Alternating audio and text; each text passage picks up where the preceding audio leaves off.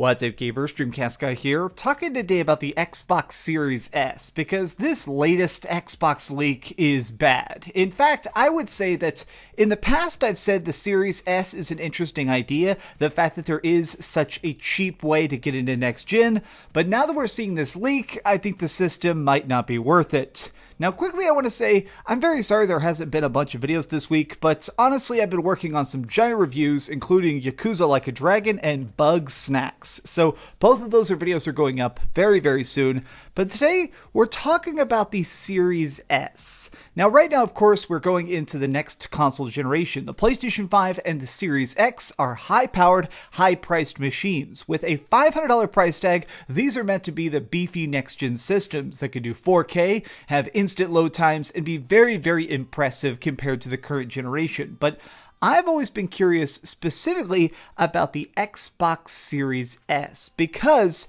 of that $300 price tag. The fact that this system could be so cheap and still have some of the features is something that definitely intrigued me. Now, as we've gotten closer to the launch of the Series S, there has been some news reports that it may not quite be what we thought. Like, here's one. Yakuza Like a Dragon on Xbox Series S can't do 1080p and 60 FPS at the same time. I do love this really shocked face from Ichi. Apparently, Yakuza Like a Dragon will offer two graphics modes on the Xbox Series X. One that runs at 1440p, 30 frames a second, and one that offers 900p at 60 frames a second. Yes, that's right. If you want 60 FPS, Microsoft's next-gen console won't be able to hit it at the 1080p mark. Now, I've been playing a bunch of Yakuza Like a Dragon. It's a very good game. That's why I'm doing a giant review about it tomorrow. But it's also not super advanced. I mean, this is a kind of primitive game in some aspects. Like, it's not ultra visually demanding. It's not like there's, super big explosions. There's not crazy physics. It is just a typical, very good open world experience. So the fact that this specifically cannot hit 1080p has some people worried. But to me, what's really caught my eye is now the leaks revolving around the people who have gotten it early. So the systems are starting to ship out. If you have something pre-ordered for next gen, there's like a 1% chance you'll get stuff early. Like I decided to buy the PlayStation 5 controller early. This is more than just accessories and stuff. Some people are actually getting their consoles an entire week early because we are now just about 7 days from the release of this next gen tech. But as we start to mess with this, we're finally getting absolutely rock hard facts. Not PR, not, whatever. It's straight up facts. And that's why I was a little bit shocked when I saw this going around. Xbox Series X has a 364 gigabytes available for games and apps confirmed by an Xbox Series S owner. Now, the reason a lot of people have been shocked, and this is where this news has come from, is that, if you look at the box itself, here we are. This is somebody in Canada who just got it. And on the front of the box, we see that number, 512 gig SSD. Now, I do like the no disk drive icon as well, 120 FPS. I feel like this is kind of misleading in a way because you don't actually have access to 512 of those gigs at all. And additionally, very few games are going to be anywhere close to 120 frames a second. Only the most ancient of backwards compatibility or whatever, right? These are very, very pie in the sky ideal circumstances. But going into the comment section here is actually confirming 364 gigs for games. Now, somebody already said, great, that's like one Call of Duty Warzone. And so this thing kind of caught my eye because I was like, oh yeah, the Call of Duty games do keep getting bigger and bigger every year. It's practically a meme at this point that if you want to try and install something, you basically get to pick one Call of Duty each year, plus the map packs, and then delete it to install it the next year. And in fact, I looked it up. This is the actual size of the next Call of Duty that's coming out next week. Call of Duty Black Ops Cold War requires up to 250 gigs of storage.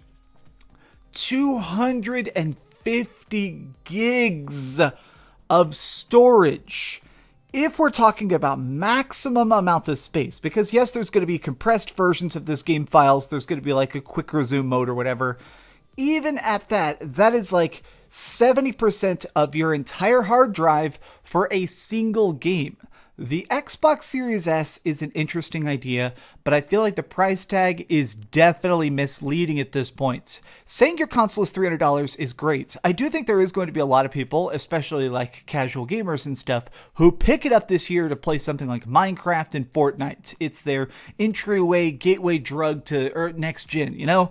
But the problem is that if you're trying to buy true next-gen experiences, things that are designed and built from the ground up to be, utilizing the solid-state drive and stuff, things that are going to have big textures, you're going to only be able to install a couple games at any time, and to me, this is ridiculous. Now, of course, you do have the secondary option, which, of course, we have the memory cards. So I decided to look these up again because, hey, here we are on the Microsoft Store.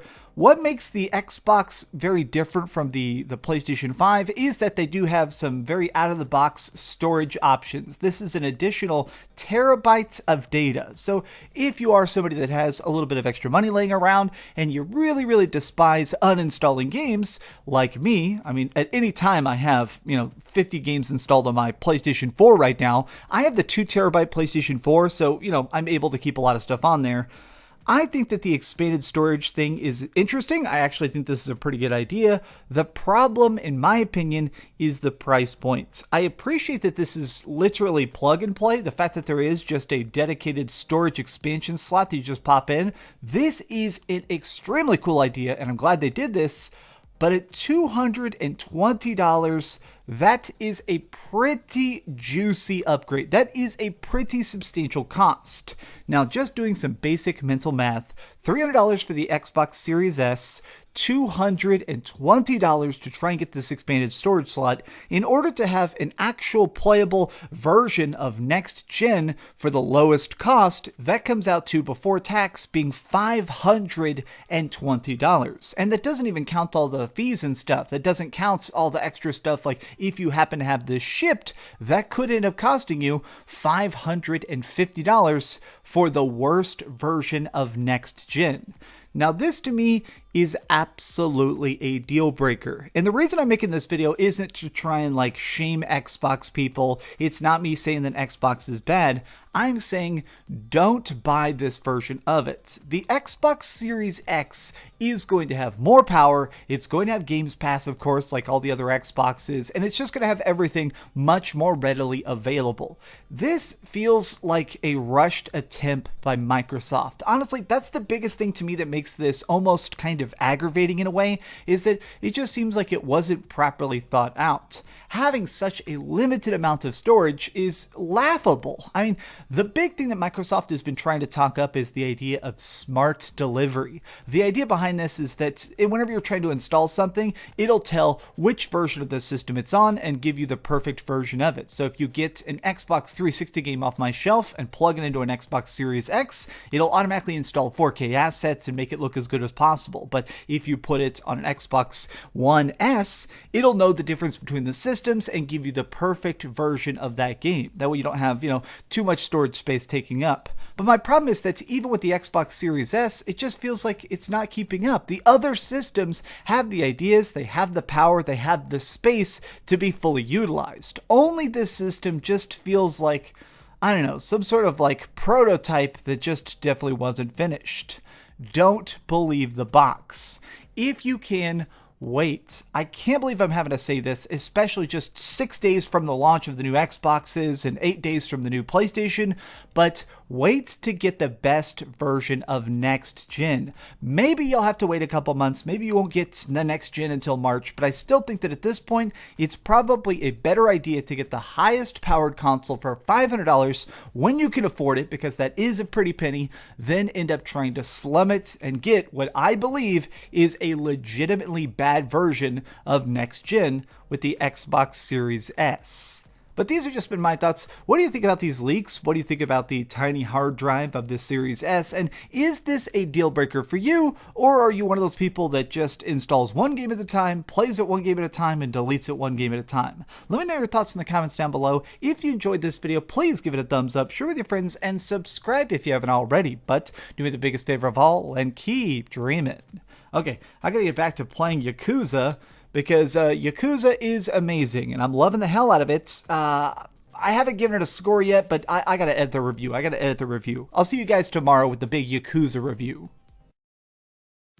Thanks so much for watching that video. If you want to see something else, you can always click this link to see what I put up last, or, subscribe and see what's coming up next. Also, I promise that whatever I do, it'll try not to suck.